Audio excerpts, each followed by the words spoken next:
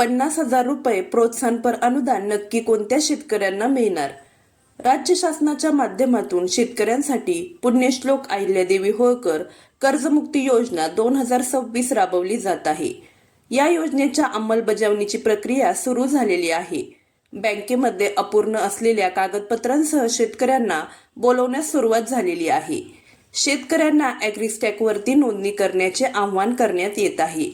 शेतकऱ्यांचे आधार त्याचबरोबर मयत जे शेतकरी आहेत त्यांच्या वारसांची कागदपत्रे आता जिल्हाधिकाऱ्यांच्या अध्यक्षतेखाली गठीत करण्यात आलेल्या समितीच्या माध्यमातून बँकांकडे जमा करण्याचे आवाहन करण्यात येत आहे. बँकेच्या माध्यमातून शेतकऱ्यांना मेसेजद्वारे या कर्जमाफीच्या प्रक्रियेबद्दल कळवण्यास आता सुरुवात झालेली आहे.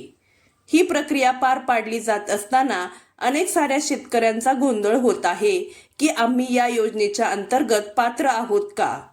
या योजनेच्या अंतर्गत महत्त्वाची अशी एक बाब राबवली जाते, ती म्हणजे नियमित कर्ज भरणाऱ्या शेतकऱ्यांना 50,000 रुपये प्रोत्साहनपर अनुदान. या बाबीच्या संदर्भात मोठ्या प्रमाणामध्ये गैरसमज व संभ्रम निर्माण झालेला आहे. या योजनेच्या अंतर्गत 50,000 प्रोत्साहनपर अनुदानासाठी नेमके कोणते शेतकरी पात्र होणार हा प्रश्न देखील सातत्याने विचारण्यात येत आहे. प्रोत्साहनपर अनुदानामध्ये नेमके कोणते शेतकरी पात्र होणार आहेत?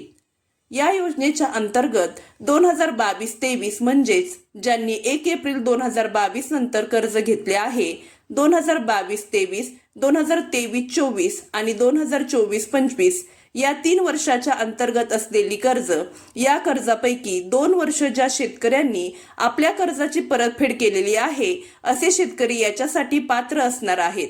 मग अनेक शेतकरी असे म्हणत आहेत की आम्ही जे 2025-26 कर्ज घेतलेले आहे ते अद्याप भरलेले नाही.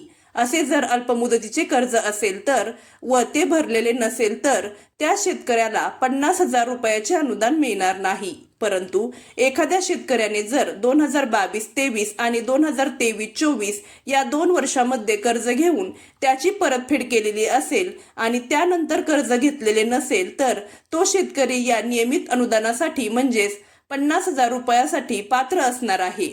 किंवा एखाद्या शेतकऱ्याने 2023-24 किंवा 2024-25 या 2 वर्षात नियमितपणे आपल्या पीक कर्जाची परतफेड केलेली असेल आणि पुन्हा कर्ज घेतलेले नसेल तर तो शेतकरी या नियमित अनुदानासाठी पात्र असणार आहे.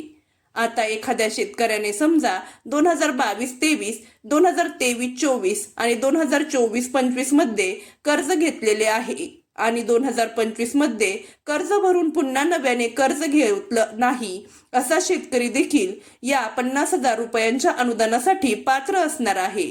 परंतु जर एखाद्या शेतकऱ्याने यानंतर 2025-26 मध्ये अल्पमुदतीचे पीक कर्ज घेतलेले असेल तर त्या शेतकऱ्याला ते कर्ज भरावं लागेल. आणि जर येणाऱ्या या खरीप हंगामामध्ये 2026-27 मध्ये जर त्या शेतकऱ्यानं पुन्हा अल्पमुदतीचे पीक कर्ज घेतले तरी सुद्धा त्या शेतकऱ्याला आपल्या विहित मुदतीमध्ये पीक कर्जाची परतफेड करावी लागेल आणि त्याच्यानंतरच त्या शेतकऱ्याला 50,000 रुपयाचं अनुदान मिळणार आहे. तर तुम्ही जर यांच्या अंतर्गत कर्ज फेडून कर्ज जर बंद केलेले असेल तर तुम्हाला ते अनुदान येणार आहे. आणि जर तुम्ही आता अल्पमुदतीचे पीक कर्ज घेतलेले असेल तर ते कर्ज फेडल्यानंतरच तुम्हाला या अनुदान योजनेचा लाभ मिळणार आहे. आता तुम्ही जर 2019च्या कर्जमाफीमध्ये पात्र झालेले असाल आणि त्यानंतर तुमचे कर्ज नियमित असेल तरी सुद्धा तुम्हाला 50,000 रुपयाचे अनुदान मिळणार आहे. त्या कर्जमाफीचा आणि नियमित कर्जदार शेतकऱ्यांचा कुठलाही समावेश यामध्ये नाही. तसेच अनेक शेतकरी असे म्हणत आहेत की आम्ही जर 2023-24 पासून कर्ज घेतलेले असेल तर ज्या शेतकऱ्यांनी 2023-24 व 2024-25 या 2 वर्षामध्ये कर्ज घेतलेले असेल व ते फेडले असेल तरी सुद्धा पात्र आहेत. परंतु याच्यानंतर जर 2025-26 कर्ज घेतलेले असेल तर ते जून 30 पूर्वी फेडावे लागणार आहे व ते फेडल्यानंतरच 50,000 रुपयांचे अनुदान मिळणार आहे.